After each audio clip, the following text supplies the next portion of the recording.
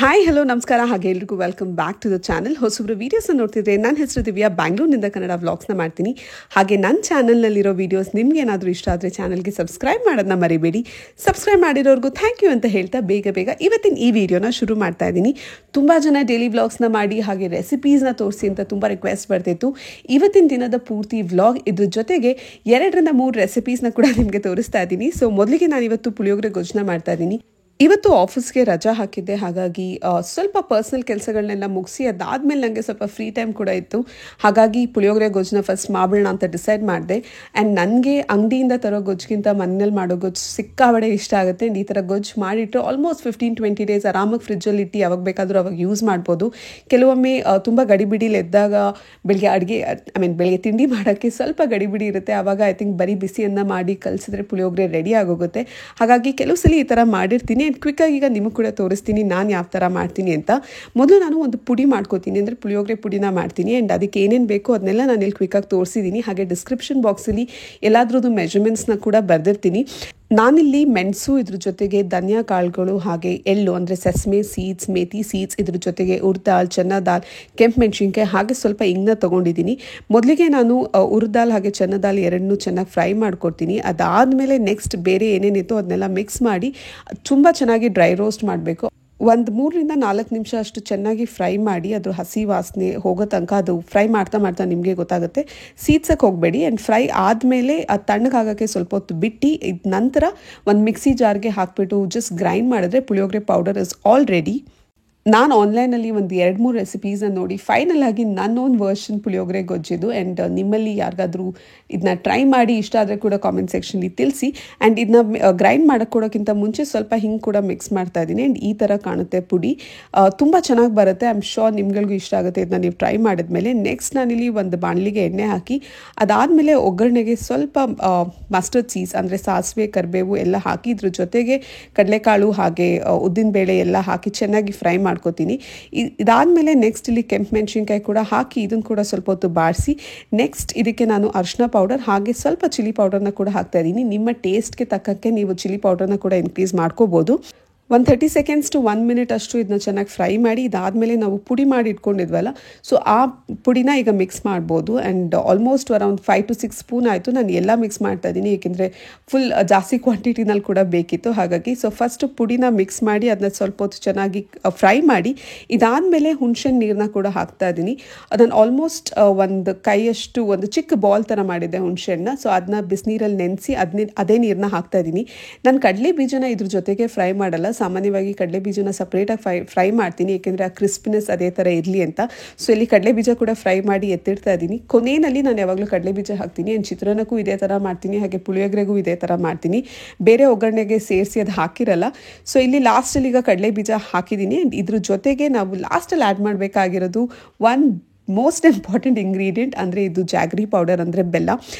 ಪುಳಿಯೋಗರೆಗೆ ಸ್ವಲ್ಪ ಸ್ವೀಟ್ನೆಸ್ ಬಂದ್ರೇ ಚೆನ್ನಾಗಿರುತ್ತೆ, ಹಾಗಾಗಿ ಬೆಲ್ಲ ಹಾಕಲೇಬೇಕು.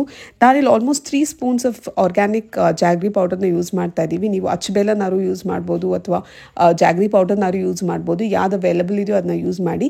ಲಾಸ್ಟಲ್ಲಿ ಬೆಲ್ಲ ಪೌಡರ್ ಹಾಕಿ ನಾನು ಚೆನ್ನಾಗಿ ಇನ್ನೊಂದ್ಸಲಿ ಮಿಕ್ಸ್ ಮಾಡಿ ನನ್ನ ಪುಳಿಯೋಗರೆ ಗೊಜ್ಜು ಕೂಡ ಆಲ್ಮೋಸ್ಟ್ ರೆಡಿ. ಫೈನಲಾಗಿ ಯಾವ ಥರ ಕಾಣ್ತಿದೆ ಅಂತ ತೋರಿಸ್ತಾ ಇದ್ದೀನಿ. ಅದು ಸ್ವಲ್ಪ ಎಣ್ಣೆ ಬಿಟ್ಕೊಡೋ ತನಕ ಸ್ವಲ್ಪ ಹೊತ್ತು ಫ್ರೈ ಮಾಡಿ. ಆ್ಯಂಡ್ ನಾವು ಇಟ್ಸ್ ಆಲ್ ರೆಡಿ. ಆ್ಯಂಡ್ ನೀವೇನಾದರೂ ಈ ರೆಸಿಪಿನ ಟ್ರೈ ಮಾಡಿದ್ರೆ ದಯವಿಟ್ಟು ಕಾಮೆಂಟ್ ಮಾಡಿ ತಿಳಿಸಿ ಯಾವ ಥರ ಬಂತು ಅಂತ. ಆ್ಯಂಡ್ ಇದನ್ನು ನಾನೀಗ ಒಂದು ಗ್ಲಾಸ್ ಕಂಟೈನರ್ಗೆ ಹಾಕಿ ಸ್ಟೋರ್ ಮಾಡಿ ಫ್ರಿಜ್ಜಲ್ಲಿ ಎತ್ತಿಟ್ಟಿರ್ತೀನಿ. ಇದ್ರ ಜೊತೆಗೆ ಮಧ್ಯಾಹ್ನದ ಊಟಕ್ಕೆ ನಾನಿವತ್ತು ಬೆಂಡೆಕಾಯಿ ಸಾರು ಕೂಡ ಮಾಡ್ತಾ ಇದ್ದೆ. ಇದ್ರ ರೆಸಿಪಿಯನ್ನು ಶೂಟ್ ಮಾಡಲಿಲ್ಲ ಯಾಕೆಂದರೆ ಸಾಮಾನ್ಯವಾಗಿ ಎಲ್ಲರ ಮನೆಗಳಲ್ಲೂ ಮಾಡೋವಂಥ ಬೇಸಿಕ್ ಹುಳಿ ಸಾರು ರೆಸಿಪಿ ಇದು. ಅದೇ ಜಸ್ಟ್ ಕ್ವಿಕ್ಕಾಗಿ ನಿಮಗೆ ಕೂಡ ತೋರಿಸ್ದೆ. ಸದ್ಯಕ್ಕೀಗ ಸ್ಟ್ರಾಬೆರಿ ಸೀಸನ್, ಎಲ್ಲ ಕಡೆ ಸ್ಟ್ರಾಬೆರಿ ಸಿಗ್ತಾ ಇದೆ, ಹಾಗೆ ಕಮ್ಮಿ ಪ್ರೈಸ್ನಲ್ಲೂ ಸಿಗ್ತಾ ಇದೆ. ನನ್ನ ಮಗಳಿಗೆ ತುಂಬಾ ಇಷ್ಟ ಸ್ಟ್ರಾಬೆರೀಸ್ ಅಂದರೆ. ಅದು ಹುಳಿ ಇರಲಿ ಸ್ವೀಟ್ ಇರಲಿ ಹೆಂಗಿದ್ರೂ ಹೊಳು ತಿಂತಾಳೆ. ಅವಳಿಗೆ ಅಂದರೆ ಈ ಥರದ ಬೆರೀಸ್ ತುಂಬಾ ಇಷ್ಟ ಆಗುತ್ತೆ. ಹಾಗಾಗಿ ನೀವು ನನ್ನ ಲಂಚ್ ಬಾಕ್ಸಲ್ಲೂ ಸಾಮಾನ್ಯವಾಗಿ ನೋಡಿರ್ತೀರ, ರಾಸ್ಬೆರೀಸ್ ಆಗಿರ್ಬೋದು, ಸ್ಟ್ರಾಬೆರೀಸ್ ಆಗಿರ್ಬೋದು, ಬ್ಲೂಬೆರೀಸ್, ಮಲ್ಬೆರೀಸ್ ಎಲ್ಲ ಥರದ ಬೆರೀಸ್ನ ನಾನು ಅವಳಿಗೆ ಆ್ಯಡ್ ಮಾಡ್ತಾನೆ ಇರ್ತೀನಿ. ಇವತ್ತು ನಾನು ಸ್ಮೈಂಗೋಸ್ಕರ ಸ್ಟ್ರಾಬೆರಿ ಜಾಮ್ ಮಾಡ್ತಾ ಇದ್ದೀನಿ, ಸ್ವಲ್ಪ ಹೆಲ್ದಿ ವರ್ಷನಲ್ಲಿ, ಅಂದರೆ ಜಾಗ್ರಿನ ಯೂಸ್ ಮಾಡ್ಕೊಂಡು ಮಾಡ್ತಾ ಇದ್ದೀನಿ. ಯಾವುದೇ ಥರದ ಶುಗರ್ ಇಲ್ಲ, ಬರೀ 3 ಇಂಗ್ರೀಡಿಯೆಂಟ್ಸಲ್ಲಿ ಸೂಪರಾಗಿ ಮನೆಯಲ್ಲೇ ಜಾಮ್ ಮಾಡ್ಬೋದು. ಹೇಗೆ ಅಂತ ನಾನು ಮುಂದಕ್ಕೆ ಬ್ಲಾಗಲ್ಲಿ ತೋರಿಸ್ತೀನಿ. ಸದ್ಯಕ್ಕೀಗ ನಾನು ಸ್ಟ್ರಾಬೆರೀಸ್ನ ನೀಟಾಗಿ ತೊಳೆದು ಅದಾದಮೇಲೆ ಅದನ್ನ ಚಾಪ್ ಮಾಡಿ ಇದ್ರ ಜೊತೆಗೆ ಒಂದು ನಿಂಬೆಹಣ್ಣು ನಿಂಬೆಹಣ್ಣ ಕೂಡ ಚಾಪ್ ಮಾಡಿ ಇಟ್ಕೊಂಡಿದ್ದೀನಿ. ಒಂದು ಪಾನ್ಗೆ ಚಾಪ್ ಮಾಡಿರುವಂಥ ಎಲ್ಲ ಸ್ಟ್ರಾಬೆರೀಸ್ನ ಹಾಕಿ ಜಸ್ಟ್ ನೀವು ಸಾಟೆ ಮಾಡಬೇಕು. ನೀವಿನ್ನೂ ಸ್ವಲ್ಪ ತಿನ್ನಾಗಿ ಸ್ಟ್ರಾಬೆರೀಸ್ನ ಇಲ್ಲಿ ಚಾಪ್ ಮಾಡ್ಬೋದು. ನಾನು ಸ್ವಲ್ಪ ದೊಡ್ಡದಾಗೆ ಚಾಪ್ ಮಾಡಿದ್ದೆ, ಏಕೆಂದರೆ ನನಗೆ ಅದು ಫುಲ್ ಗ್ರೇವಿ ಆಗೋದು ಇಷ್ಟ ಇರಲಿಲ್ಲ. ಆ್ಯಂಡ್ ಇದಕ್ಕೆ ನಾನು ಜಾಗರಿ ಪೌಡರ್ನ ಯೂಸ್ ಮಾಡ್ತಾ ಇದ್ದೀನಿ. ಕೆಲವು ಸಲ ತುಂಬ ಹುಳಿ ಇರುತ್ತೆ ಸ್ಟ್ರಾಬೆರೀಸ್ ಆ್ಯಂಡ್ ಕೆಲವು ಸಲ ಸ್ವಲ್ಪ ಸ್ವೀಟ್ ಇರುತ್ತೆ. ಸೊ ಸ್ವೀಟ್ನೆಸ್ನ ಚೆಕ್ ಮಾಡಿ ಎಷ್ಟು ಬೇಕಾಗುತ್ತೋ ಆ ಅಳತೆ ಪ್ರಕಾರ ನೀವು ಜಾಗರಿ ಪೌಡರ್ನ ಆ್ಯಡ್ ಮಾಡ್ಬೋದು. ಆ್ಯಂಡ್ ಲಾಸ್ಟಲ್ಲಿ ನೀವು ನಿಂಬೆಹಣ್ಣ, ನಾನಿಲ್ಲಿ ಆಲ್ಮೋಸ್ಟ್ ಹಾಫ್ ಸ್ಲೈಸ್ ನಿಂಬೆಹಣ್ಣ ಯೂಸ್ ಮಾಡಿದ್ದೀನಿ. ಸ್ವಲ್ಪ ಟ್ಯಾಂಗಿನೆಸ್ ಕೂಡ ಬೇಕು ಅದಕ್ಕೇ. ಆ್ಯಂಡ್ ಈ ಥರದ ಟೆಕ್ಸ್ಚರ್ ಬರೋ ತನಕ ನೀವು ಅದನ್ನ ಫ್ರೈ ಮಾಡ್ತಾನೆ ಇರಬೇಕು. ಬೇರೆ ಏನೂ ಆ್ಯಡ್ ಮಾಡೋ ನೆಸೆಸಿಟಿ ಇರಲ್ಲ. And home made jam is already ತುಂಬ ಹೆಲ್ದಿ ಆ್ಯಂಡ್ ಸ್ಪೆಷಲಿ ಮಕ್ಕಳಿಗೆ ಐ ಥಿಂಕ್ ಅಂಗಡಿನಲ್ಲಿ ಸಿಗೋ ಜಾಮ್ಗಳಿಗಿಂತ I think this is definitely one of the best options. ಇದನ್ನು ನಾವು ಬೇರೆ ಫ್ರೂಟ್ಸ್ಗಳಲ್ಲಿ ಕೂಡ ಟ್ರೈ ಮಾಡ್ಬೋದು. ಪ್ರಾಬ್ಲಿ ಮುಂದಿನ ವ್ಲಾಗ್ಸ್ಗಳಲ್ಲಿ ನಾನು ಮಲ್ಬೆರಿ ಅಥವಾ ಬೇರೆ ಯಾವ್ದಾದ್ರು ಬೆರೀಸ್ನಲ್ಲಿ ಕೂಡ ಜಾಮ್ ಮಾಡಿ ತೋರಿಸ್ತೀನಿ. ಇದ್ರ ಜೊತೆಗೆ ತುಂಬ ಜನ ನನಗೆ ಪೆಪ್ಪರ್ ಚಿಕನ್ ಅಥವಾ ಎಗ್ ಪೆಪ್ಪರ್ ಈ ಥರದ ರೆಸಿಪೀಸ್ನ ತೋರಿಸಿ ಅಂತ ಹೇಳ್ತಾ ಇದ್ರಿ. ಖಂಡಿತವಾಗ್ಲೂ ಆ ರೆಸಿಪೀಸ್ನ ಮುಂದಕ್ಕೆ ತೋರಿಸ್ತೀನಿ. ಬಟ್ ಅದಕ್ಕಿಂತ ಮುಂಚೆ ನಾನು specially pepper chicken, egg pepper, mutton pepper ಮಾಡೋಕ್ಕೆ ಯೂಸ್ ಮಾಡುವಂಥ ಮಸಾಲೆ ಪೌಡರ್ ಹೇಗೆ ಪ್ರಿಪೇರ್ ಮಾಡ್ತೀನಿ ಅಂತ ಕೂಡ ನಿಮಗೆ ತೋರಿಸ್ತಾ ಇದ್ದೀನಿ.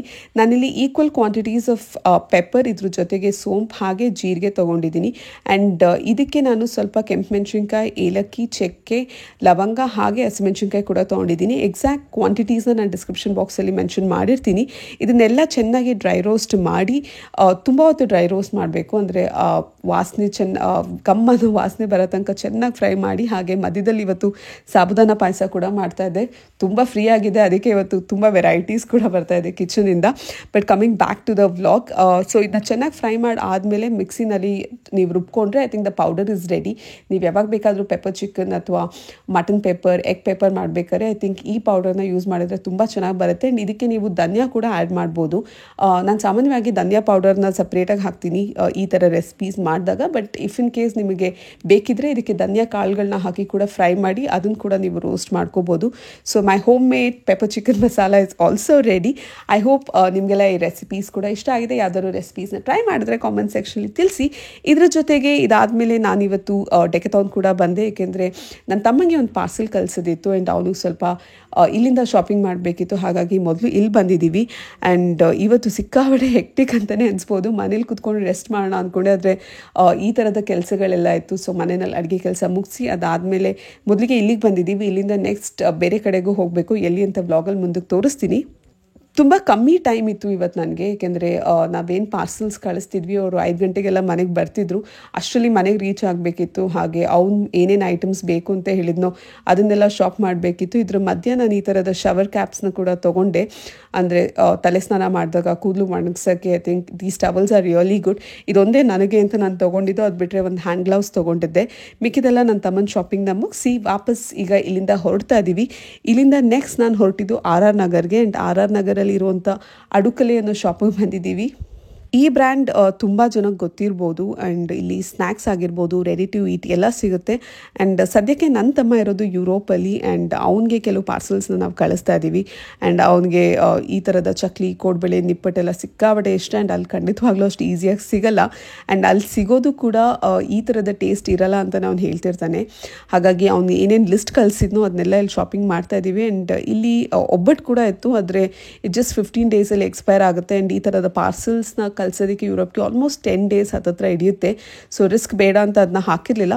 ಬಟ್ ಯಾವುದಕ್ಕೆ ಜಾಸ್ತಿ ವ್ಯಾಲಿಡಿಟಿ ಅಂದರೆ ಜಾಸ್ತಿ ಶೆಲ್ ಲೈಫ್ ಇತ್ತು ಆ ಥರದನ್ನೆಲ್ಲ ಪರ್ಚೇಸ್ ಮಾಡಿದ್ದೀವಿ.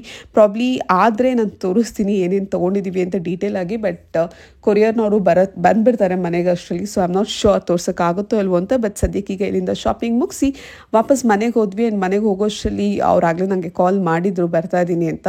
ಸೊ ಏನೇನು ಕಳಿಸ್ಬೇಕಿತ್ತು ಅದನ್ನೆಲ್ಲ ಅವ್ರಿಗೆ ತೋರಿಸ್ತಾ ಇದ್ದೀವಿ. ಸೊ ಅವ್ರು ಇಲ್ಲಿ ಬೇಸಿಕ್ ಪ್ಯಾಕಿಂಗ್ ಮಾಡ್ತಾರೆ. ಅಂದರೆ ನಾವು ಏನೇನು ಕೊಡ್ತೀವೋ ಈ ಥರದ ಕಾರ್ಟನ್ ಬಾಕ್ಸಸಲ್ಲಿ ಹಾಕೊಂಡು ತೊಗೊಂಡೋಗ್ತಾರೆ. ವಾಪಸ್ ಅವ್ರ ಸ್ಟೋರ್ಗೆ ಹೋದಾಗ ಅದನ್ನ ನೀಟಾಗಿ ಬಬಲ್ ರ್ಯಾಪ್ ಮಾಡಿ ಇನ್ನೊಂದ್ಸಲಿ ಪ್ಯಾಕಿಂಗ್ನ ಮಾಡಿ ಆಮೇಲೆ ಕಳಿಸ್ತಾರೆ. ಸೊ ನಿಮಗೆ ಡೋರ್ ಸರ್ವಿಸ್ ಇರುತ್ತೆ. ಅಂದರೆ ನೀವು ಅವ್ರಿಗೆ ಅಡ್ರೆಸ್ ಶೇರ್ ಮಾಡಿದ್ರೆ ಅವ್ರಿಗೆ ಮನೆಗೆ ಬಂದು ಪಾರ್ಸಲ್ಸ್ನ ತೊಗೊಂಡು ಕಲೆಕ್ಟ್ ಮಾಡಿ ಇಲ್ಲಿಂದ ನೆಕ್ಸ್ಟ್ ಅವರು ಕೊರಿಯರ್ನ ಕಳಿಸ್ತಾರೆ. ಇನ್ಫ್ಯಾಕ್ಟ್ ಇಂಡಿಯನ್ ಪೋಸ್ಟಲ್ಲಿ ಕಳಿಸಿದ್ರೆ ಸಿಕ್ಕಾಬಟ್ಟೆ ಕಮ್ಮಿ. ಐ ಥಿಂಕ್ ಆಲ್ಮೋಸ್ಟ್ 4,000-5,000 ರೇಂಜಸಲ್ಲಿ ಇರುತ್ತೆ ಅಪ್ ಟು 10 kg ಪಾರ್ಸಲ್. ಆದರೆ ನಾವಿವತ್ತು ಕಳಿಸ್ತಿರೋದು 17 kg ಪಾರ್ಸಲ್. ಹಾಗೆ ಇದಕ್ಕೆ ಅವ್ರು ನಮಗೆ ಚಾರ್ಜ್ ಚಾರ್ಜ್ ಮಾಡಿರೋದು 11,000. ಇದ್ರ ಕೊರಿಯರ್ ಸರ್ವಿಸ್ ಅವರ ಹೆಸರು ನನಗೆ ಕರೆಕ್ಟಾಗಿ ನೆನಪಾಗ್ತಿಲ್ಲ, ಪ್ರಾಬ್ಲಿ ನೆಕ್ಸ್ಟ್ ವ್ಲಾಗ್ಸ್ಗಳಲ್ಲಿ ಹೇಳ್ತೀನಿ. ಬಟ್ ಸದ್ಯಕ್ಕೆ ವೆಯ್ಟ್ ಜಾಸ್ತಿ ಆಯಿತು, ಹಾಗಾಗಿ ವಾಪಸ್ ಕೆಲವು ಐಟಮ್ಸ್ನ ತೆಗೆದು ರೀಅರೇಂಜ್ ಮಾಡಿ ಫೈನಲಿ ಈಗ ಎಲ್ಲ ಸೆಟ್ ಆಗಿದೆ. ಆ್ಯಂಡ್ ಫೈನಲಿ ಪಾರ್ಸಲ್ ರೆಡಿ ಆಯಿತು and it's all set to go. Almost 10 days ಆದಮೇಲೆ ನನ್ನ ತಮ್ಮಂಗೆ ಕೂಡ ಸಿಗುತ್ತೆ ಆ್ಯಂಡ್ ಐ ಹೋಪ್ ಅವನು ಕೂಡ ಖುಷಿ ಆಗುತ್ತೆ. ಸೊ ಈ ಥರ ಆಯಿತು ನನ್ನ ದಿನ. ಇದಾದಮೇಲೆ ಒಂದು ಕ್ವಿಕ್ ಆಗಿರುವಂಥ ಬ್ಲೋ ಡ್ರೈ ಕೂಡ ಮಾಡಿಸ್ದೆ ಆ್ಯಂಡ್ ಇವತ್ತಿನ ಪೂರ್ತಿ ದಿನದ ವ್ಲಾಗ್ ಕೂಡ ನಿಮ್ಮ ಜೊತೆ ಶೇರ್ ಮಾಡಿದ್ದೀನಿ. ಆ್ಯಂಡ್ ಐ ಹೋಪ್ ನಿಮಗೆಲ್ಲ ವಿಡಿಯೋ ಇಷ್ಟ ಆಗಿದೆ ಅಂತ ಅನ್ಕೋತಾ ಇದ್ದೀನಿ. ವಿಡಿಯೋ ಇಷ್ಟ ಆದಲ್ಲಿ ಮರಿದೆ ಚಾನಲ್ಗೆ ಸಬ್ಸ್ಕ್ರೈಬ್ ಮಾಡಿ. ಹಾಗೆ ನಾನು ನಿಮಗೆ ನನ್ನ ನೆಕ್ಸ್ಟ್ ವೀಡಿಯೋದಲ್ಲಿ ಸಿಗ್ತೀನಿ. Until then take care and bye.